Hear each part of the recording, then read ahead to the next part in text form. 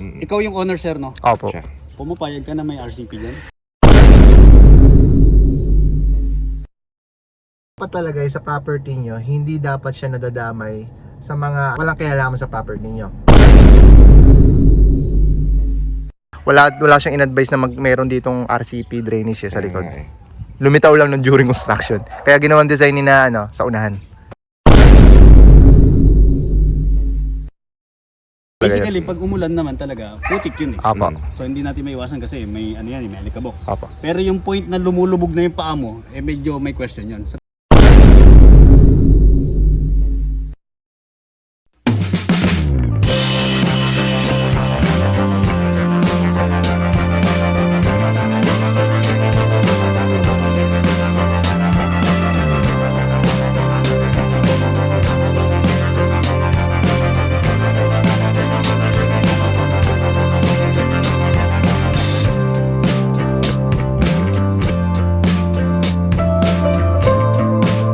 What's up, Bear Fam?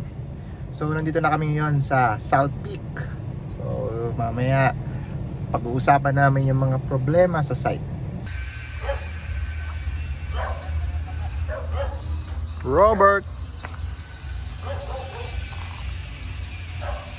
So, nandito tayo ngayon sa site namin, sa Casa de Bear Project. Kasama na rin si Engineer Morris Tomines.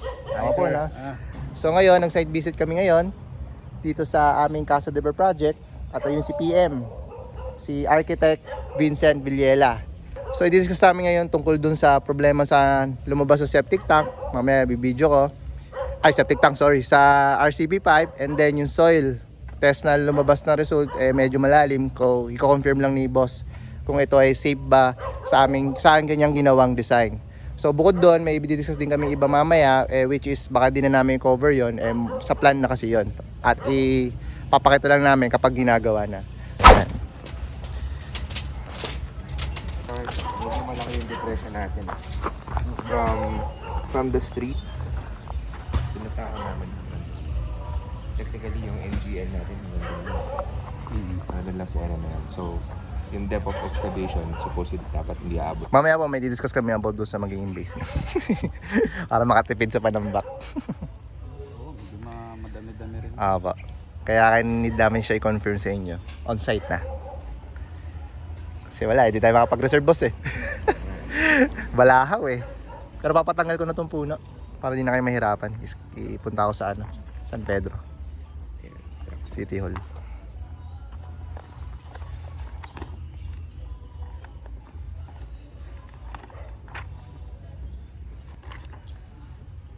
Reference line 00 mo siya. Doon sir. Ito? Opo, doon sa may muhon na ito. So bumaba ka lang ng 700 halos. 700 for this one. Hanggang dito lang po yan. Oo. Itong grid 4 mo. Grid line 4. So basically, itutuloy nyo ba to, tong 700 na to? Yes sir, naka-depress talaga siya. Nakadepress siya Apo. mula dun sa 4, no? So, C4. So tanggal lahat to. O ito na yun. Ngayon 700 sir, mo. Ngayon sir, naka-depress tong gitna natin. Hanggang grid line 4, naka-depress siya ng 1 meter. Naka 1 meter na to. Opo. Okay. Galing din sa ano natin. So, basically sir, 2-story lang naman to. So, Apo. dito sa part na to, almost 2-story lang naman. Ito lang naman ata yung pinaka main mo eh. Opo. Main yung master kasi ito kasi halos wala nang binubuhat Opo. dito sa part na to. So loft type siya eh. Oo, sa loft type siya. So, hindi naman ganun ka-critical yung load na to base dun sa structural engineering ni review ko kagabi, yung mga loads natin. Thank you po. So, sa tingin ko nakikita ko naman dito sa sa current situation, current na visual ko, inspection, mukhang okay naman tong lupa nyo. Wala naman running water eh. So, ang iniingatan lang naman natin dito yung may umaagos na tubig. May anong tawag doon? Water table ba tawag doon? Hindi, yung groundwater table natin yung pinaka Malalim 5 meters yung yun. groundwater. Pero Opo. ang sinasabi ko, parang may kanal or merong creek na May malapit. body of water. Oh, body of water. Yan lang, lumabas lang yung RCP. This one, storm drain daw siya sir. Nitong lote na po to. So, yun yung second Ako issue lang. natin. Ang mangyayari kasi, So guys, may lumabas kasi ditong RCP sa may likod namin, ayan no. So balak namin siya iabante para makaiwas sa gagawin naming wall dyan. So, syempre, additional expense. Pero ganun talaga. LCL natin, sir. And na-encounter tayo mga problem. Right now, naka-ano tayo, sir. Yung line mo dapat pag ano tayo, pag nagpa-foundation tayo, yung original na lupa. Yan, yung Yan, kulay yan. itim na Yung yan. kulay itim na yan. Oo. So diyan ka mag 2 meters pa ilalim. So hindi itong ano kasi hangin to eh, itong kulay red na. So, pinag-aaralan nila guys, yung lalim ng depth. So, Berfams, importante talaga mag-seek tayo ng advice sa structural engineer natin. Kasi syempre, kahit na may experience ang ating game contractor or kahit yung nagpapagawa yung may experience sa construction, kailangan natin ng expertise ng isang structural engineer. Like pinapayo ng mga karamihang professional engineers. Sa iba kasi, nagbabase lang tayo sa ano eh, design or minsan tao lang kinukuha. So importante talagang meron tayong advice or approval ng professional engineers or architects. Okay na yung issue about sa lalim.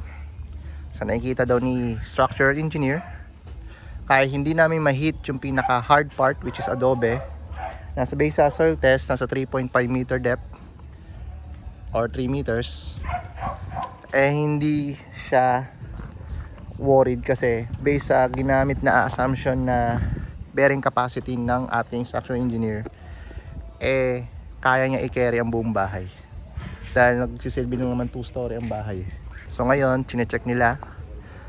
Ngayon sa drawing, ito namang issue about sa RCP na lumabas sa aming lote. So yan no. So relocate namin yan. Okay guys. So stay put muna tayo. Tingnan natin. May worry lang ako. So kung dito sa site natin ang titignan lang, okay na sa akin yan. Apa. Ganyan lalim. Kasi maganda tong lupa mo. May ano pa nga eh, may mga bato-bato pa nga nakaanto eh. Apa. May mga site kami halos putik eh. Okay pa. Nung umulan ba dito hindi Lumambot. lumambot? Malambot, sir. I mean, Siyempre, nabasa. hindi may Nagputik siya. may portion na may basa kasi sa iba yung term na basa sa maputik na yung lulubog yung paa.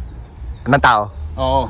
Kasi sa sakay lulubog talaga Basically, yun. pag umulan naman talaga, putik yun eh. Apa. So hindi natin maiwasan kasi may ano yan, may alikabok. Apa. Pero yung point na lumulubog na yung paa mo, eh medyo may question yun. Sa tingin ko hindi naman eh. Hindi naman. Oh, yun. So, which is good good na nangyayari. Yes, so, po. ang next na concern ko, sir, basically sir, maganda tong lupa mo kasi Apa. ang daming mga bato eh. Apa. So, ang next na concern ko, yung nasa likod nyo. Para naman po dun sa RCP issue ba to? Hindi, ito, Ganun pa rin. itong katabi nyong lote. Okay. May pundasyon ka doon sa likod, sir? Nakadikit? Yung retaining wall natin, sir. Ayun. So, basically, kailangan mong ma-confirm kung gaano kalalim yun. Kasi, ang effect kasi ng foundation sa lahat ng lupa, lagi naka 45 degrees yun. So, ang effect kasi niyan, so, for example, ito yung natural grade line natin. So, tapos nandito yung bakod nila. Nandito yung bakod nila. Ang wino-worry ko, ito, kapag nag-distribute na ng load yan, magpo 45 degrees to eh. For 45 degrees. Doon sa isolated.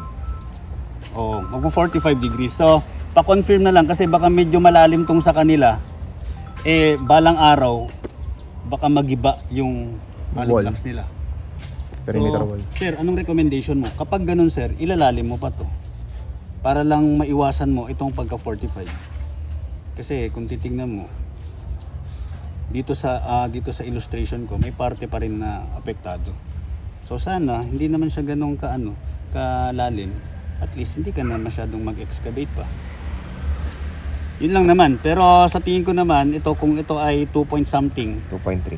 2.3 or 2.1 Layo. plus or minus, medyo malayo naman, safe naman na to. So, So, bukod pa yan, sir, sa hindi yan yung bakod nila. May retaining wall pa tayo. oh sir, yeah. Kasi hollow block sila eh. Ang hollow blocks eh, hindi siya structural member ang hollow blocks. So tama lang na magre-retaining wall ka talaga. Mag-ingat ka lang kapag nagbuhos ka ng retaining wall, basically one side ang forma mo niyan eh. Yes. Di ba? Yung nakadikit sa pader. Nakadikit siya sa pader nila. Meron kaming instances, isang side lang binuhusan nung hindi namin project, consultant lang ako doon. Binuhusan nila yung yung retaining wall na ang forma is one side lang. Ang problema, gumiba yung hollow blocks. Ang problema pa doon, tawag dito, living room nung kapitbahay. Bayad yung may-ari. So, yun na lang. Sisilipin lang natin yung level ng lupa. Para ma-compare natin dun sa existing na level ng Sabagay, ongoing pa lote to eh. natin. Baka Minsan, sakali. matagal nang tumigil eh. Okay. Matagal nang tumigil. Ano gagawin Ano namin? ba ang 3-story dito? Di po. May limit na ano eh. Ano nga ba yung Nine? limit namin? 9 meters. So kung ito, mga 6 to. May design restriction dito sa South Peak eh. Ito second floor. Yan na po yung pinamataas niyan. Taas din eh. Hindi natin ma-preempt kasi sloping Tingnan yung mo na lupa lang. sir eh. Oo. Actual na lang po. Oo. Oh, yun na lang naman. Yun lang naman ang concern ko dyan. So, Apo. sa tingin ko okay na itong lupa mo. Okay na to. No need to no need to Mas malalim pa sa make the- 2.5. Sige. Yung ang pagkakaintindi ko kasi sa 2.5 na sir is from the natural grade line. From the ano pala siya, from the Street. street level. Pa-slope kasi Pas itong slope, lupa medyo malaki yung differential natin Kaya much sa likod. better yun. natin. Oo. Okay. Tapos yung RCP boss, tama ba? Iaabante mo yan? Iaabante yung RCP para makapag-giveaway tayo para doon sa sa retaining Retaining wall wall. natin. Ilan din Hindi pala pa yan, no? naman loaded yan kasi wala pa tayong lote doon sa kabila eh. Anong size yan? 8? Tapping dozer ng storm drain eh. 8 ba yan? Parang 8 na. Hindi sir. Hindi sir, malaki pa. Parang mga ano yun, Baka- 10, 12. Oo, 12 10 nga pa. yata. 12. Okay. Paalam lang. lang kayo sa admin. Opo, alam na naman po nila. niya. Sila po yung nag-check na kung active o inactive eh. Ililipat nyo dito. Abante ho. Iaabante. Tapos naka-Y siya din. Parang ganun na yung nakatabing. Tama ba boss? Mm. Ikaw yung owner sir, no? Opo. Siya. Pumapayag ka na may RCP dyan. Yun nga sir eh. Paano ko iiwas yan eh? Tapping daw kasi. Totoo lang, ayoko talaga. Syempre, property mo to eh. Waterway na kasi yan eh. Pwede mo silang singilan para dyan. Kasi, Pwede. Kasi ano yan sir eh. Tawag Oh, property ko to eh. property mo to eh. So, Ito lang, may idea kasi taga-government din ako eh. oo, di ba? Actually, yung iba nga sir, mga ibang project namin, pinuputol talaga yan. Tapos bahala sila kung Bahala mag-ano. sila kung mag-clog yun. Property ko to eh. Yung medyo Sige sir, maano puntahan ko mga si Sir owner, Chris ngayon. Yung medyo after nito. diskumpiyadong owner. Totoo yan. Kasi basically sir, lahat ng tubig ng kapitbahay mo kung sino Dadaan. Dadaan magsiservice dyan. dyan, sa property mo dadaloy. Tama. Pag nag-clog yan, for example, nag-clog sir, Re-repairing niya. re-repair. So, iistorbohin ka. Tama naman. May nangyari na sa akin yun eh. O, di ba? Buti nga, nag-RCP pa sila eh. Ayun, mukha grabe naman kung PB. Yung ano, yung itim. Yung iba open. Yung kanal. Open kanal. Sa kakata. Tapos sa katagalan, hindi na nila nireklamo. Yung bahay ang nag-adjust. Nilagyan na lang ng space sa likod. Kasi pag ganyan, pwede na lang nila, itong mga Oo. bakanteng lupa, relocate na lang nila, no? Tapang sila dito sa Amarapan. Ang kailangan may verify sir is dapat may tapping point ka rin dito. Kasi ang sinasabi ni Sir Chris based sa sinabi ko, dyan ka magtatap ng storm mo. Sa likod. Oo, sa likod daw. Ang inassume kasi na architect, is na B plus T, sa unahan. Yun nga. Kasi wala naman in-advise sa amin yung dating, pangalawang admin na po kasi ito eh, bago na. Wala siyang in-advise na mayroon ditong RCP drainage sa likod. nga eh. Lumitaw lang nung during construction. Kaya ginawang design ni na sa unahan. Sige sir, i-confirm ko Normal yan. kasi naman sir. Usual dapat na talaga nasa nasa unahan. Mm-mm. Kasi nandun yung mga manholes eh. Kaya nga, Yung sir. kalsada eh. Sa subdivision to, may master plan to dapat sir. Mm. So sa tingin ko niyan, medyo matrabaho kasi kapag dito sa harap, hahabulin na yung elevation eh. So ang lalim ng hukay nila. Raise mo sir. Sige, Raise sir. mo kasi Puntahan ko nga property mo to eh. Pipicturean ko yan. So guys, i-raise ko mamaya ito sa admin. Picture. Okay. Okay, so yun. So solve na po yung sa excavation. Tapos sa RCP layout natin na target. Pero Tingnan i-raise ko natin yan. yung kabila sir. Yung kabila lang yung pinaka-check natin. Ngayon sir, based sa plan, yan, okay. Base kasi dito boss, ito yung tambak natin, di ba? Ito sir, sa may kitchen, saka dito sa guest room, saka dito sa service area. Balak namin sir, gawin na lang siyang hollow or room. Parang tawag na suspended slab. Suspended slab. Suspended slab. Wala nang tambak to. Kumbaga pwede namin siyang future room. itong part na to. Magandang na-open mo yan, sir. Kasi nasa excavation ka pa lang. Opo. Kasi pinagpaplanuhan namin yun eh. May katulong na ako dito nagbabako kaso negative pala yung idalhin dito lahat ng panambak nila. Check natin, sir. Kasi Sige po. basically, mare-redesign to kung sakali. Sige sir, pa-check lang po muna. O, i-check muna natin. Apa. Kasi Kasi mamaya, mas tipid yung pag niredesign siya kaysa yung bumili akong lupa. ah, Di ba po? sa tingin ko naman, sir, mas ano yun, kasi future space mo yun. Mas ano yan, Mas okay yun. long term siya eh. Mas long term. Efficient yun. Sabagay. Efficient Cost siya. efficient yun. Kasi Hindi mo- tama ka nga, hindi mo alam kung anong paggagamitan mo balang araw. Baka mag-stock ka, mag-business ka. Ah. Malaking space din to. Opo. Kesa Function may room store nga ko, pag may mga event. Oo.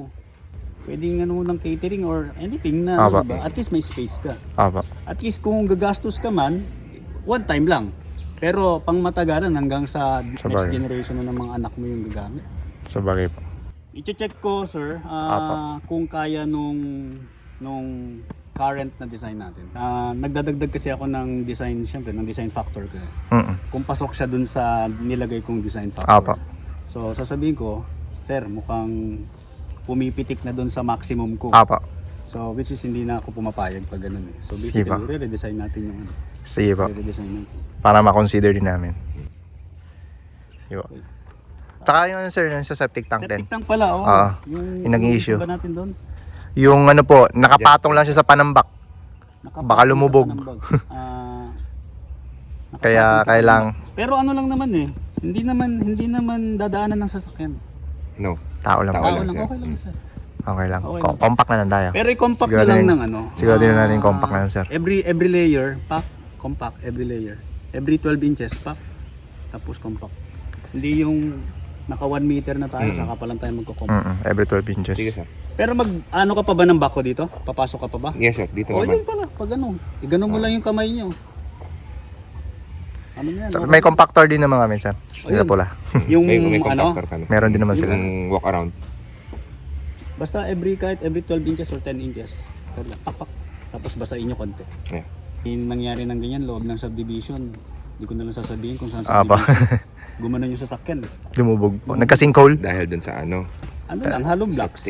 Septic tank. bumigay yung ano. Bumigay yung wall niya. Maganda yung pagkakabuhos ng flooring. Eh yung nakasupport sa kanya. Hindi man lang naglagay ng mga poste-poste sa gilid. Doon na siya mismo. Eh hindi naman structural member ng hollow blocks unless bearing type yan. Di ba? Kaya kami pinagyayabang talaga namin sa may-ari kapag naggagawa kami ng mga septic tank sa parking, ang daming mga bakal eh. Eh kung BMW, Ferrari ilagay mo dyan. Kuya nga lang, kaya tulad nyo, pick up. Yan, okay lang siya. Okay, so, Proper compaction lang naman ng ano doon. yun na pala yung sagot doon. Ang lupa kasi na hiram, Apa. eh, hindi mo kayang emit yung soil bearing yan sa original na lupa. Kahit anong gawin mo, mag-aantay ka talaga ng panahon, matagal. Iba yung undisturbed. Buka kahit saka din sa po mag-soil test, no? Ha? Kasi kailangan talaga mag-soil test talaga sa una, no? Para ma-actual natin talaga yung structural design. Importante yan sir kasi lalo na may mga soil engineer na minsan meron kasi silang ano sir, ewan ko para meron silang libro sa buong Pilipinas ata or certain area na meron na silang mga specific. Kung anong klaseng soil. Oo, SBC. Mm. Minsan Yung hindi na record nila nila. pinupuntahan. May ganyang kaso, nag-fail yung nandun sa design computation kung ano yung nandun sa soil result. Eh, binago. Pagdating ng actual, bumigay talaga yung isang foundation kasi parang warehouse ata. Bumigay talaga. Nag-investigate sila. Peke pala yung result ng soil test. Hinulaan. O binalikan nila yung soil engineer.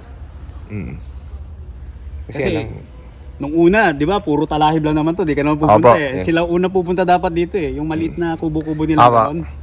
So, minsan di mo naman alam na kumuha ba talaga sila Nag-boring ng ba talaga sample eh. sila? Nag-boring ba talaga sa bagay. eh. Ano yun, 20 to 25 meters yun, na lalim. Kukuha sila ng Pa sa ilalim. sample na 12 inches Yes. or 16 inches dito lang. Hindi mo naman alam kung totoong yun na yun eh. Oo. Di ba? Yun yung nakalagay Sir Eli dun sa layering mo ng ng soil study mo.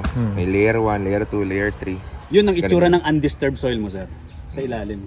Kasi ilalabas nila yun na buong buo. Yes.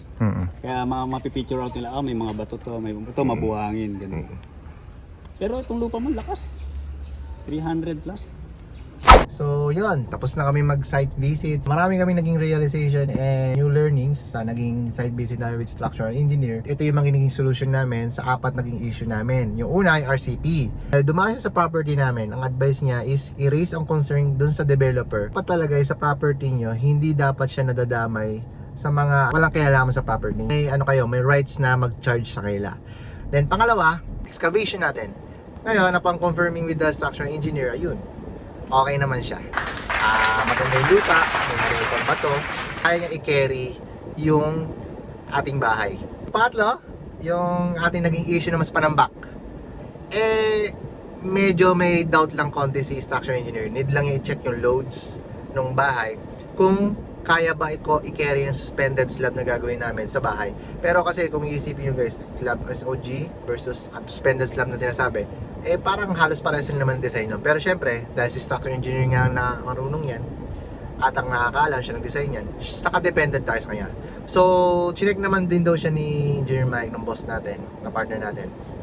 Okay naman daw, pasok naman daw. Kaya tiwala siya na papayag si structural engineer. Ngayon, pag nangyari yon, good thing magkakaroon tayo ng sariling function room for the events or future opportunity na kapag itong lupa namin or itong road namin is naging main road at pumayag ang commercial commercial business, pwede namin gawin ganyan, di ba? Business opportunity. So yun, yung mga pwedeng mangyayari kaya nakaka-excite din. Lastly, sa septic tank, final na namin siya sa yung locate, doon pa rin sa original design. Ngayon, ang advice na lang ng aming structural engineer is every 12 inches, mag-compact. Kahit na hindi ma-meet yung pinaka 95%, basta mag-compact. Every patong na 12 inches, compact, pwede na daw yun mag-carry na septic tank. Ang alam ko is 3 chambers to conventional way septic tank. Kasi may mga bago na ngayong septic tank, yung mga drum. Kaya, okay din sa amin. At least nabawasan na yung worry doon. So ngayon, ang assignment na lang namin na need namin i-solve is yung cost implications sa retaining wall sa likod.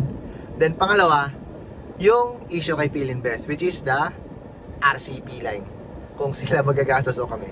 So yun lang. So marami kami natutunan ngayon. And salamat sa pagsama nyo sa amin sa buong araw na aming pag-inspection.